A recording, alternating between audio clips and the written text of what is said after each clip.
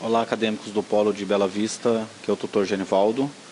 E como prometido no nosso encontro presencial, estarei aqui agora demonstrando para vocês o laço de repetição for, ou mais conhecido como para. Vamos simular aqui em cima deste problema. Faça um algoritmo que receba o nome de um aluno e some as 3 notas. E no final, apresente na tela o nome do aluno e a média aritmética das notas deste aluno. Vamos partir aqui do princípio. Primeiro, nós temos que identificar quantas variáveis nós precisamos e os tipos dessa variável. Então, esse algoritmo vai ter que guardar o quê? O nome deste aluno. Para guardar o nome, nós precisamos de uma variável do tipo literal, ou char.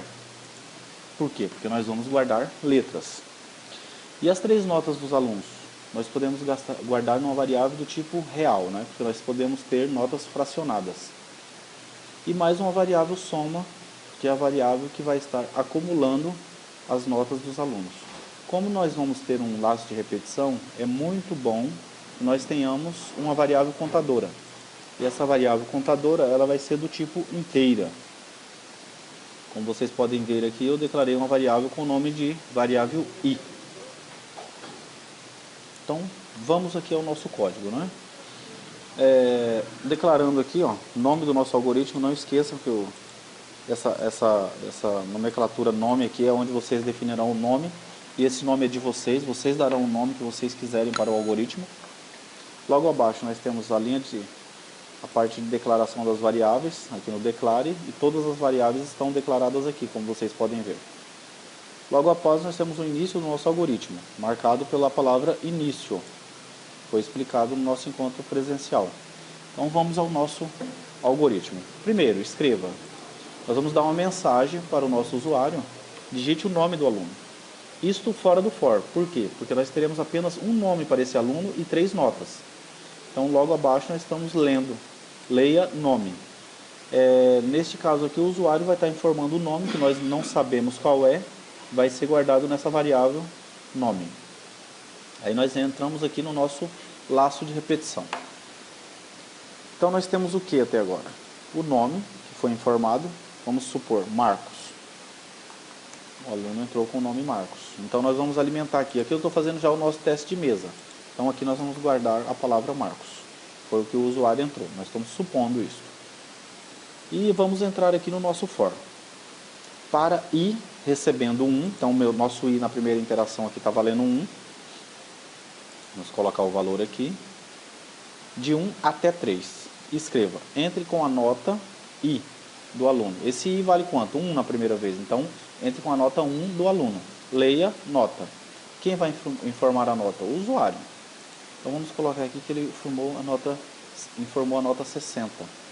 Então, aqui, nossa variável recebe o valor 60. Logo abaixo, soma recebe soma mais nota.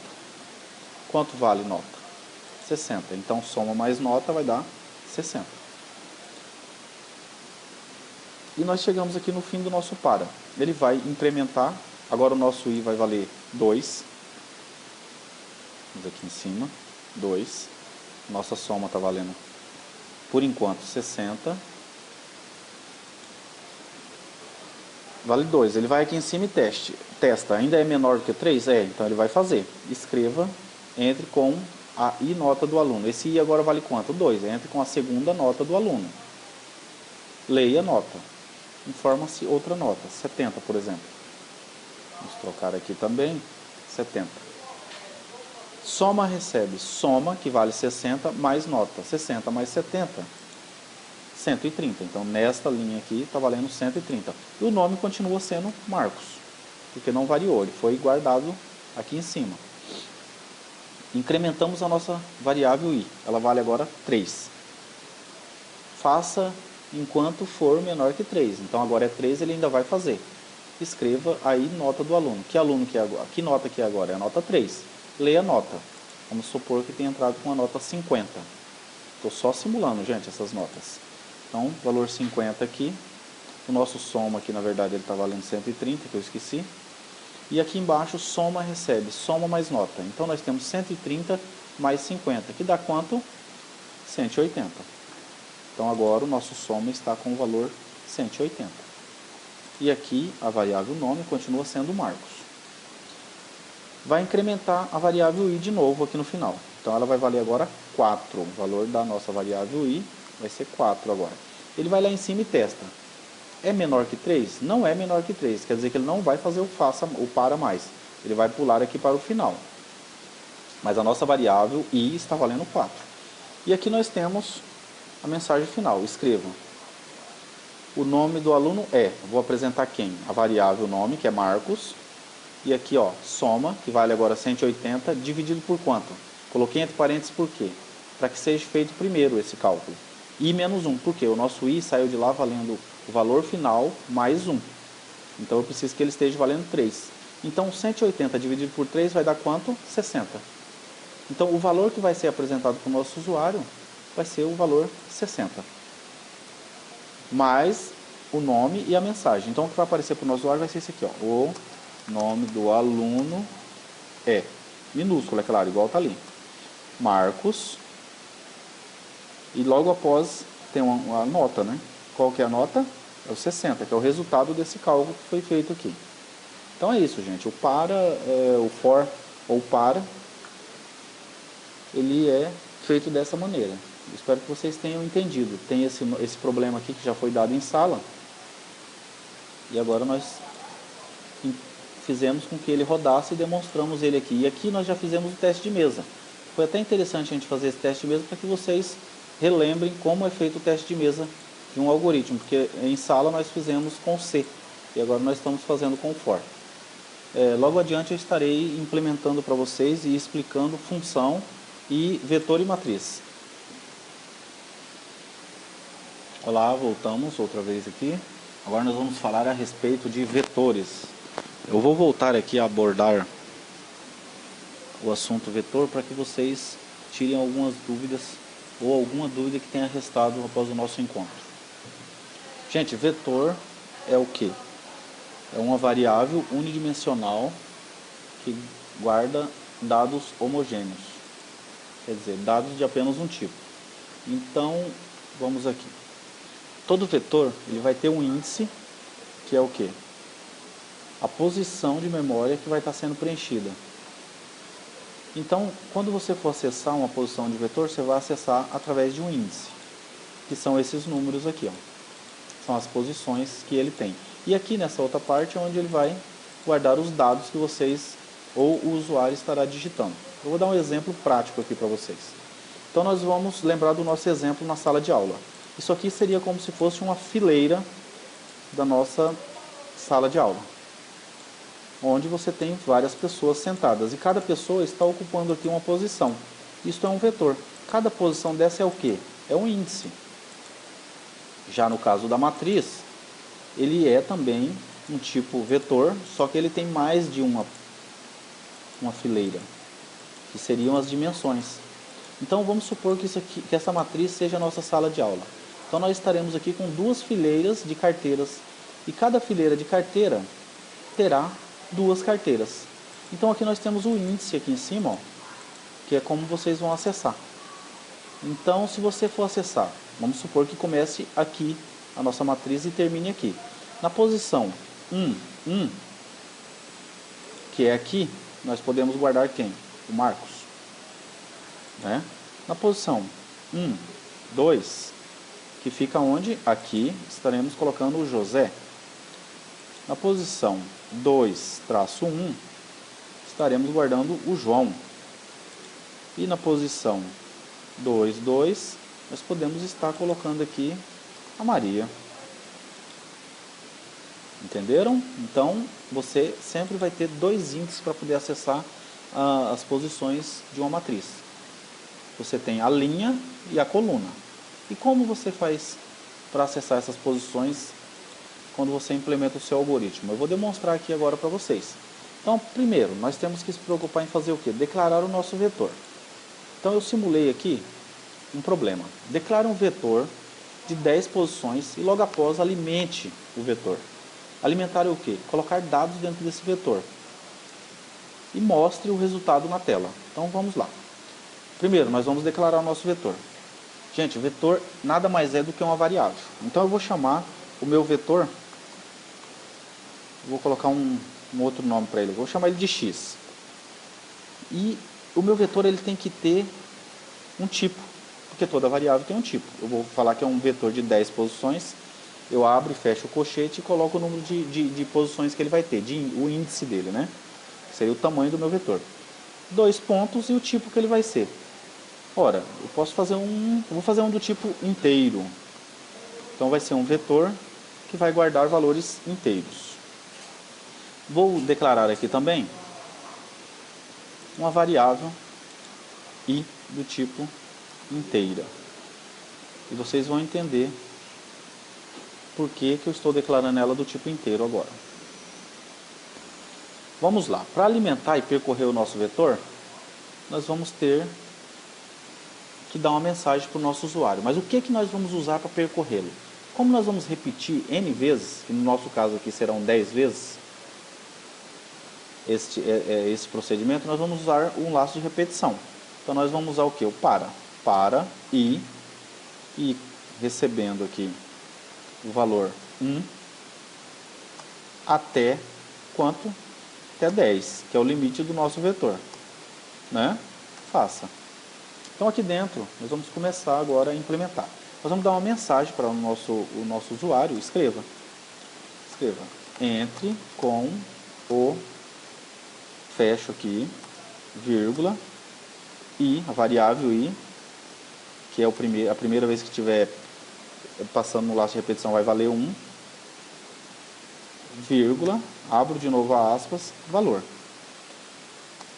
Só para dar uma mensagem para o meu usuário. E aqui eu faço leia. Leia o que? O nome do meu vetor qual que é? X, abro o colchetes, na posição o que? I. No caso aqui, na primeira interação, vai ser a posição 1. Então ele vai fazer o que? Na hora que o usuário digitar qualquer valor inteiro, ele vai guardar aqui na primeira posição. Né? Certo? Entenderam isso? E aqui nós vamos fazer um fim para. Vamos ver se está certo.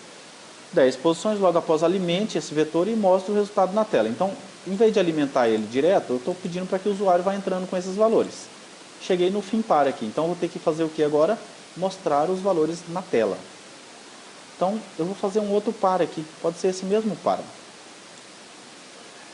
Lembre-se que a variável é inicializada já no início aqui, automaticamente, você não precisa atribuir 0 para ela, vai voltar a ser 1 aqui no final.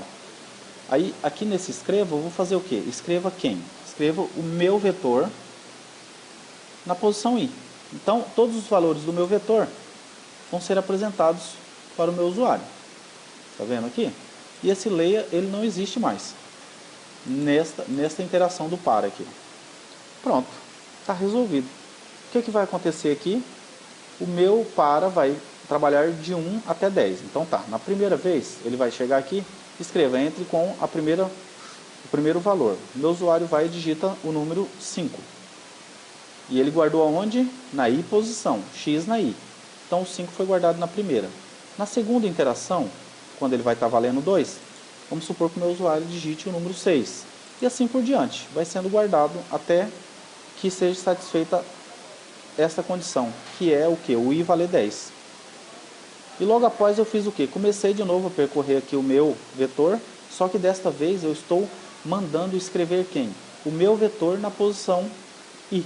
Na primeira vez ele vai escrever o que? O 5 na tela, na segunda o 6 e assim por diante. Entenderam?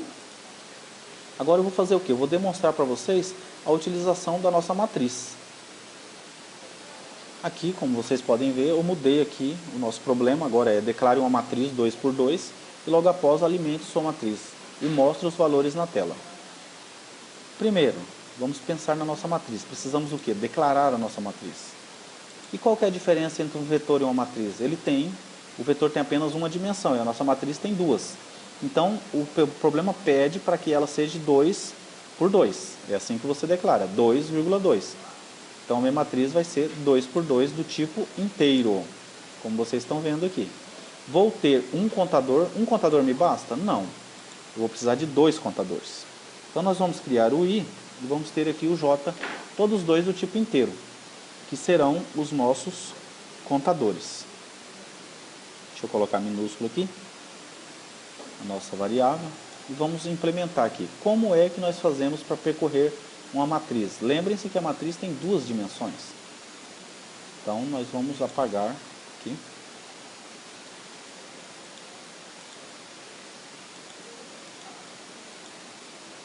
Deixa eu apagar aqui. Nós vamos implementar do zero aqui, para que vocês entendam. O interessante aqui é que vocês entendam o que vai estar acontecendo aqui. Então, o nosso i, ele vai de 1 até quanto, gente? Até 2, porque é o tamanho da nossa matriz. Então, eu tenho aqui um para i recebendo um até 2, e eu vou precisar de um outro para. E vocês vão entender por quê. Porque agora eu estou mexendo com o quê? Com a matriz. Então, para j, iniciando em 1 até o número 2, que é o limite da nossa matriz, é o tamanho dela. Faça. Então, aqui eu tenho i e aqui eu tenho j. Prestem atenção que vocês vão ter que entender como é que isso funciona. Então, eu vou mandar uma mensagem aqui para o nosso usuário. Escreva. Entre com o valor, o mesmo procedimento, o valor i, vou colocar aqui uma vírgula, j. Certo? Esse i não quis ficar minúsculo. Tem que dar um jeito de ficar minúsculo aqui. J não quis ficar, mas vocês já estão sabendo que ele é minúsculo. Dou um espaço aqui da nossa matriz. Aqui eu estou continuando o quê? A mensagem que eu vou dar para o usuário. Vai aparecer o quê? Na primeira interação vai estar 1, 1. Então, na posição 1, 1 vai aparecer para o usuário. E aqui o leia. Leia quem, gente? Qual é o nome da nossa matriz? X. Então, leia x, abre o colchetes, na posição que I, J. Essa é a posição. Quanto vai estar valendo o meu I na primeira interação? 1. E o meu J? 1. Então, ele vai guardar nessa posição da matriz. E no final é para mostrar o resultado. Então, aqui agora eu faço, aqui eu coloco fim para, que é desse para, e logo aqui o fim para desse outro para. E aqui no final, nós vamos escreva para mostrar o resultado. Então, nós vamos precisar dessa estrutura aqui de novo. Vou copiar para poder agilizar o trabalho.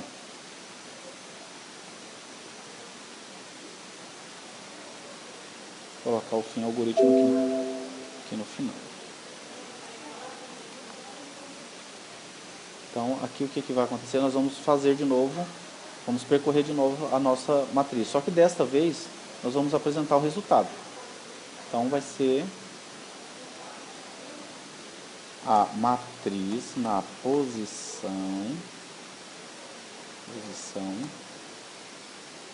fecho, vírgula, i, vírgula, j,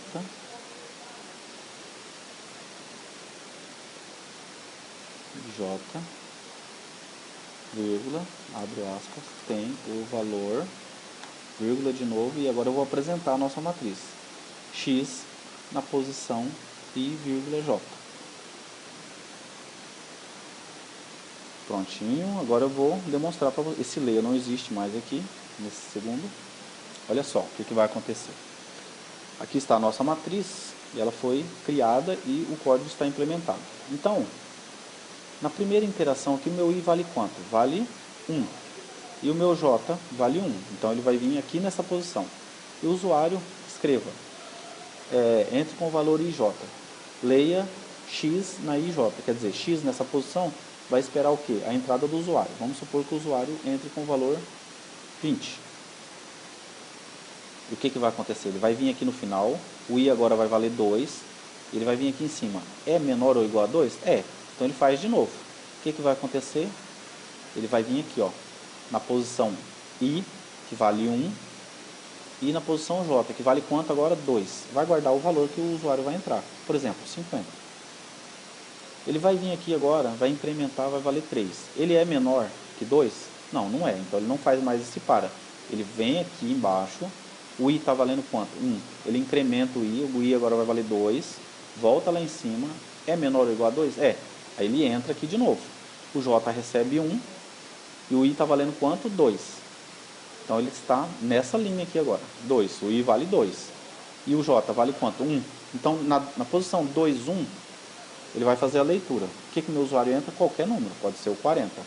Ele vem aqui embaixo, incrementa o nosso J, J agora vale 2. É menor do que 2 ou igual? É. Então ele vai fazer de novo. Então na posição 2, 2 por quê? Meu I vale 2, meu J vale 2. Ele vai guardar outro valor que o usuário vai entrar. Então ele alimentou agora a nossa matriz. E logo aqui embaixo ele vem e faz toda esse procedimento outra vez, só que desta vez ele vai mostrar o valor que está guardado dentro da nossa matriz X. Percebam que é análogo. Ele vai entrar aqui, o nosso I vai começar valendo 1, o nosso J vai valer 1. Escreva o quê? A matriz na posição o quê? 1, 1. Tem o valor, qual que é o valor que está no nosso X na posição 1, 1? É o valor 20. Então ele vai escrever o valor 20 na tela. E vai percorrer a nossa matriz até o final, escrevendo todos os valores que estiverem dentro dela na tela. Eu espero que vocês tenham entendido. Isso aqui é um complemento da explicação que nós demos em sala no dia 24. E logo após eu estarei demonstrando para vocês como funciona a implementação de função.